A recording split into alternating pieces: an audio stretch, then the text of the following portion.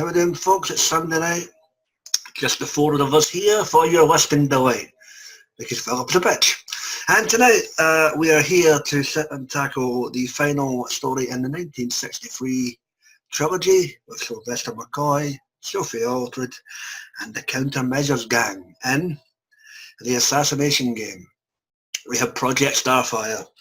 We have political intrigue, which sometimes came a wee bit dangerous depending on the story. And we have the Countermeasures crew back from the events of Revelation of the Daleks. What did we think? Well, you're about to find out, but before we get to that, let's get to this. It's the fine folk that did show up this evening. Joining us early doors on a Monday morning, it's AJ. How's it going, AJ? An hour later for you today. Go figure. No, an hour later. It's 7 a.m. now. So that's what I said. An hour later. You said earlier. Sorry. Did I? Yeah. Who cares? All right, well, good for you. You get an extra hour anyway. Joining us from NYC, it's Mr. Will Medina. Well, how goes it, man? Hey, now, how you doing, everybody? Good to see you, mate. And all the way from Techie Cool, it's Texas Tim Wells. Timbo, yeah, how goes it, man? Bonjour. Bonjour, mon ami. So, yeah, the Assassination Games. Stories dealing in politics can really be hit or miss, and they can also be a wee bit, yeah, for a lot of folk. Fortunately for me, there was enough here to keep me going. The worst parts where it was a wee bit, come on, can we move it along here, especially early on, but with enough to keep me going in my view, and there was enough meat on the bones here to keep the story interesting enough to keep it going.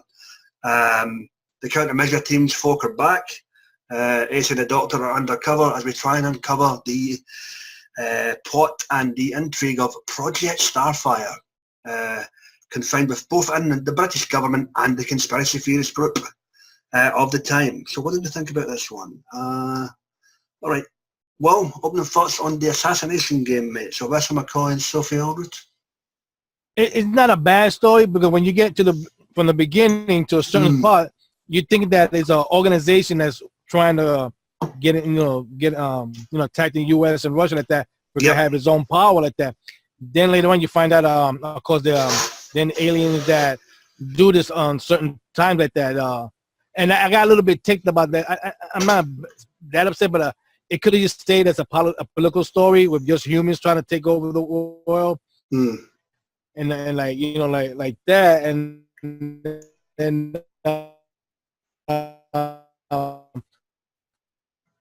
maybe they were using.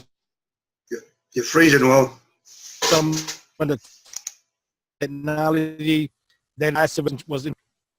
Hold on a minute. We'll be right back. Do, do, do, do, do, do, do. I'm out. You can go for it. How is it? There you go. You're on. Sorry about that. I just thought it would have been better if there was just a group of humans that were trying to take over the world like that in their own way, and using the technology stolen from when Countermeasures was appeared in the TV episode like that. They were using some of the stolen Dalek technology. But then you bringing this alien thing that the Doctor only heard of them as a urban legend like that, or myth like that. It a little bit spoiled the story like that. But I really wanted it to be just a bunch of humans like that. Like when a certain story with the Third Doctor, they were trying to use time thing to weaponize it like that for their own thing, and of course a certain officer got court-martialed. So I really thought it would be more. Yeah. So I really wanted it more with humans like that. But it's not a bad thing, because I love the way you see Ace undercover, and Countermeasure, cause they're a little too British, because they do too much thing nicely, and especially when they're getting shot at, when they know very well the way the world is, they don't care about being a gentleman or not, because they will try to shoot you in the heartbeat, especially when it comes to political espionage and all that nonsense. But it's not a bad story, but we'll get into the other stuff in a minute. All right. Yeah. What was the name of that species? Was it the light or something? Or yeah, like the light. Yeah. Yeah. That was kind of thrown in there, and you're like, well, who the hell are these guys? They're not really. It's as if you're dangling a carrot and you take it away, but who knows? Timbo, how was this one for you? I don't know how this one maybe set. You listened to this all today, did you? Or was it yesterday? Today and yesterday, but I agree. It's kind of by the numbers, isn't it? It's not. It's not. It almost feels like it's very talky. It's very talky for the first episode, like blah blah blah here, blah blah blah. And it's all about blah blah until they, explaining. They keep explaining the plot, and that's not necessarily a bad thing. But you're right. It feels like you're waiting for it to get moving. And also to your point about that alien, you introduce that like very late in the game and don't do anything with it. And it's like that's why do that? Why not just keep it simple? I guess I don't know. I'm surprised because this is written by John Dorney, and I usually consider him to be one of the best writers to finish. I'm not saying it's bad. I'm just saying it just felt kind of like the Doctor and Ace were thrown into a countermeasure story, basically, rather than it being their own adventure. Even though the Doctor is doing his usual manipulation behind the scenes and stuff, but it was just okay. It wasn't really an outstanding story in my opinion.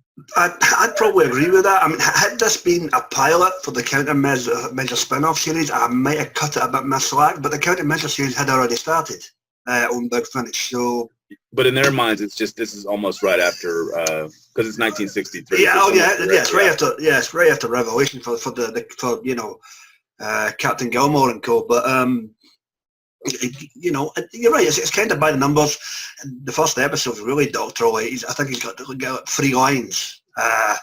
To be fair, Gilmore and the Doctor have some pretty punchy dialogue. So it's pretty entertaining in a lot of ways. It really just kind of I don't know. It just didn't really. Like I said, it's kind of by the numbers. I think they could have done a little bit more with it. All right, fair enough. AJ, how about you, mate? The Assassination Game. This audio, it was I like actually the political intrigue angle with the Doctor.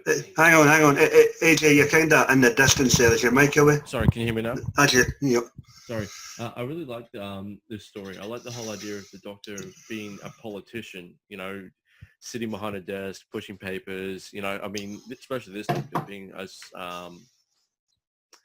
what's the word I'm trying to say? Manipulative. Yeah. Manipulative. I was thinking of a bigger word, but yeah. Manipulative and behind the scenes and all that, and I thought it was a very clever way of squeezing him back into countermeasures, after the actual TV episode. So, yeah. All right, fair enough. And as for me, I'm on the fence with Tim with regards to this. It's decent enough. There's enough there to keep you interested. Kind of long-winded episode 1, but Captain Gilmore and the countermeasure crew. They're a good addition to this story. It's very uppity, British, and long-winded in places, and it also takes advantage of the historical accuracy at the time with the whole US and Russian, issues. One would end up blaming the other as a result of the missiles going off as part of the aliens' notorious scheme. But yeah, it's a decent enough story. It's all about what was the name of the group? The nuke. Yeah. The no nuke. Disarmament now. There you go. That's the one. The disarmament now. How they, brainwash people to go and do their assassinations. I found it quite interesting in episode 1. You've got an assassin, a politician gets assassinated after getting called out on having an affair with some chick. The assassin runs to the train station and throws himself in front of a train. Go figure. That was kind of gory for a one-day episode, but that was quite interesting.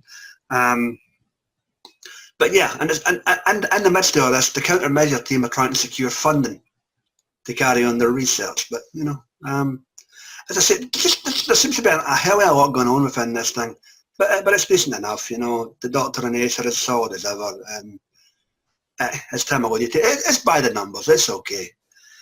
Right, guys, any events or characters that stood out for you within this tale? AJ?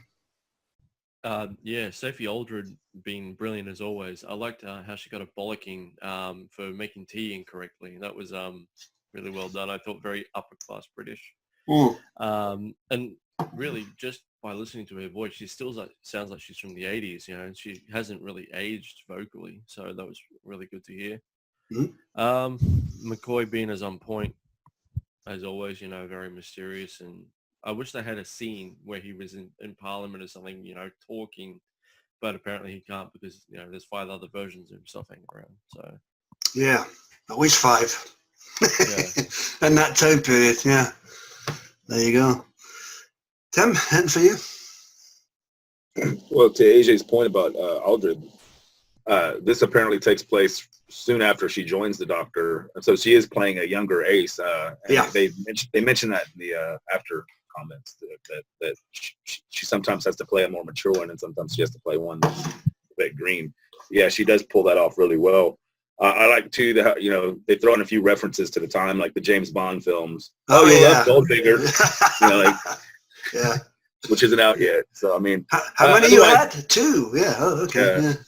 Also, they did try to characterize these people. Like apparently Rachel, don't remember her last name, was very disturbed after the events of Revelation, and isn't really interested in being in this group. Even at the end of the story, she's like, "Nope, I'm not part of this thing." Like, I don't know what happens between then and their own series, but she finds being the whole spy thing a bit tiresome. So. I thought that was interesting. All right. Well, while you mentioned Rachel, run through the countermeasures team again. You get Captain Gilmore, played by Simon Williams. Captain Gilmore is by Simon Williams. Simon Williams. What am I getting? I'm thinking Lord Toby. Sorry. Rachel is by Pamela Salem. Okay, that's the one. Yep. Allison Williams is Karen Gledhill. Mm-hmm.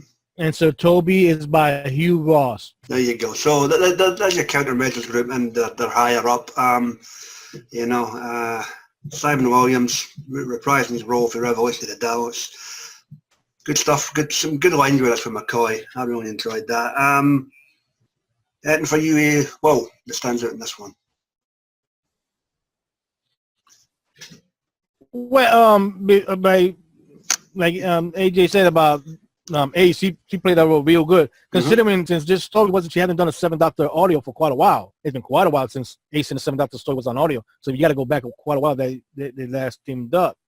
And that really stood out. Now I like that when she got smacked, she wanted to really get that dude back, though. At least she was able to hit the wife when she opened the door. That's the thing about the wife, because she also Eleanor, the wife, she impersonated Amanda Scandal that was going on with her. So that was a funny character that she impersonated. Yeah. With Stephen, the defense secretary and all that. Who was that played the Eleanor? Eleanor Gemma Saunders. Okay. It was weird because it turned out she was with the aliens, because and not the husband, but we thought it was the husband, and it turned out it was her. Yeah. Like that. And she was and she was willing to sacrifice herself to get her point across. So that really stood out. And of course, then you got the one that launched the nuclear warheads. Yep. Martin Regan, his name was, and played by Gerald Kidd. I mean, he was really nasty, because and then the way he had the way he talked to Ace, and the way he disrespected Rachel, like they had her tied up. Yeah. It was. I mean, he was a real weird guy. Wait, was that Rachel? Was that the other one? Was that Allison? Yeah. Yeah, it was weird. It's a miracle that and nothing to Ace to her that they didn't get physically hurt, like a shot in the leg or nothing like that. The way he's acting up, he didn't know what this character would have done. So he really stood out. I liked it, of course. I liked it when the 7th Doctor we send it back the rockets, and one of them got the house that Ace was locked up in and also working at. So that was a good thing. But that always stands out, because he always a little bit of manipulator, even though he's at the end of the story audio, you hear that he stayed a couple of months with Parliament like that to help him and help countermeasures like that. Oh, that's why you had to wait till the funding was secure. Yeah. Yeah, you had to wait. All right. That stood out pretty good. Well, he's got a habit of hanging about a few months after stories, if you recall, 1,000 Tiny Wings and all the rest of it, So, yeah, he likes to play the long game. I suppose the only thing I can add, which has not already been said, is obviously that it gave you a wee bit of suspense towards the end of the story when the warheads actually did get launched, and you thought, "Oh, how are they going to get out of this one? What are they going to explode?" But he obviously managed to deflect the trajectory and get them to explode in a safe zone and whatnot. So interesting time, and it kept it going an extra 5 minutes or so for the listener. Good old McCoy. Always pulls out the bag at the 11th hour, or in this case, the 7th hour. There you go. Right, guys. Well, not much more on this open mic portion of the cast. Anything else you want to bring up before we get this rated in the can? Well, no, go ahead, Tim. Go I ahead, was Tim. going to say, to your point about the assassin, in the early section, Yeah. it was interesting that they did that with Allison later. They brainwashed her to go kill not only the doctor, but somebody else, and then kill herself. So, I mean, it's interesting that they had so much power over people like that they could do that. And the doctor, of course, immediately saw right through it and took care of it. So It was interesting. It was a technicality that got him out of that situation as well, because that was a doctor in her mind, but he was actually portraying John. What's his second name again? Rutherford. Rutherford. Yeah. So. Luckily, she remembered him as the doctor. Yeah. he managed to play it off. Yeah, there you go. And you can't. He's not even here. Yeah, and you can't Captain Gilmore because you've got to do it in order. Yeah, there you go. Yeah, it's excellent. All right. Well, did you have something else to add there? No, but what was weird about the the species that was doing the manipulation in the story. I don't know. Do we get a name for it? The light. Yeah. The light. The audio. Well, you're lagging again, mate. Hang on. At all after this story. I don't know if they ever came back. There you go. I think we've got to adjust to that. Yeah, you wanted them to come back. All right, cool. Anything else, guys? No, yeah, I wanted them to be bad, but I don't.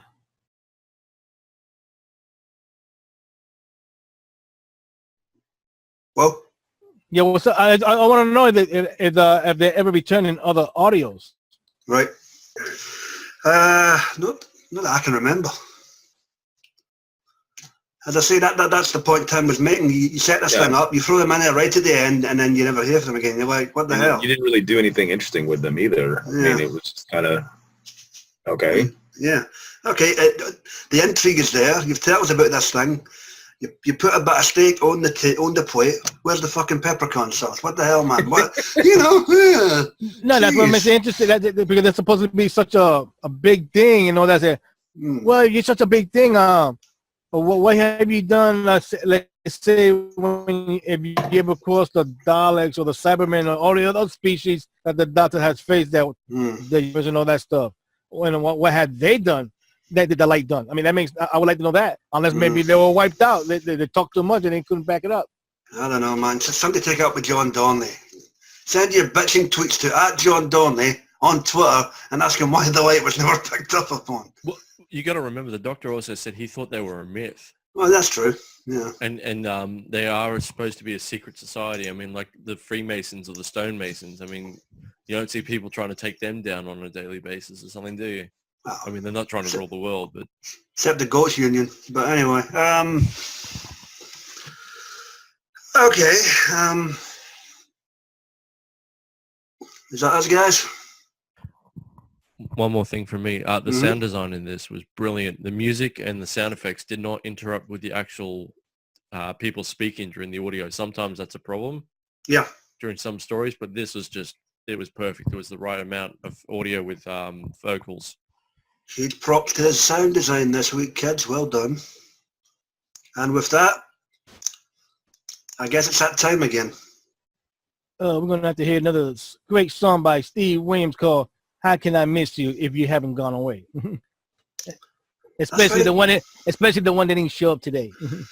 Yeah, well, there you go. What can you say? That's about a double entendre right there. The Assassination Games. Big Finish main range 100 and crap. What are we? What number was? 70. 180. I was only 10 out. Wrong decade. Woohoo!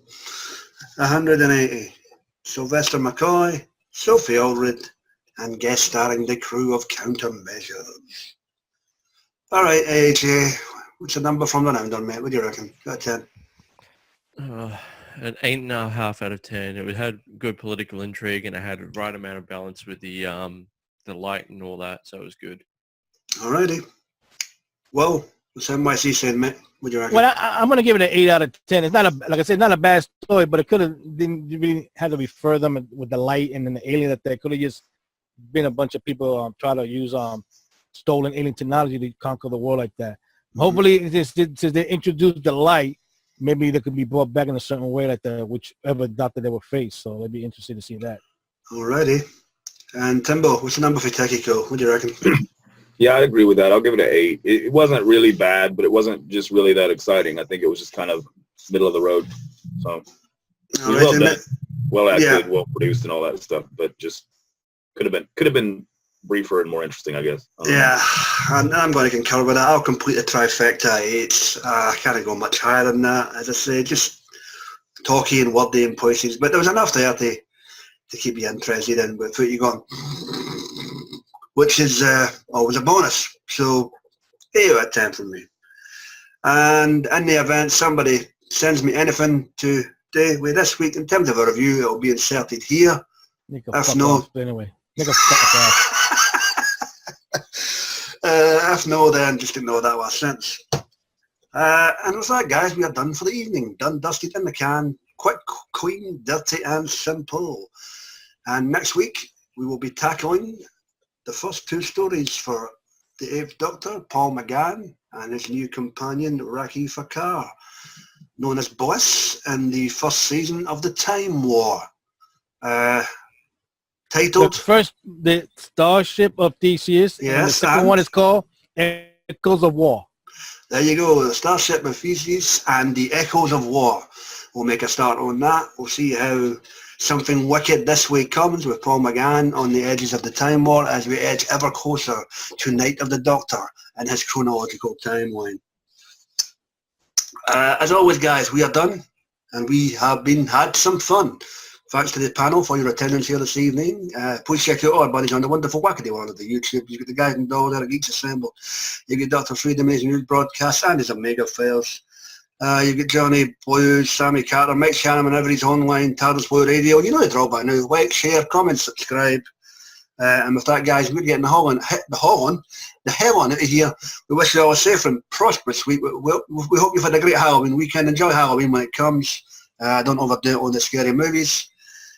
And with that, we are out of here, and we will see you later. Be seeing you. All the best, guys. Happy Halloween. I hope it doesn't suck. Good night, folks.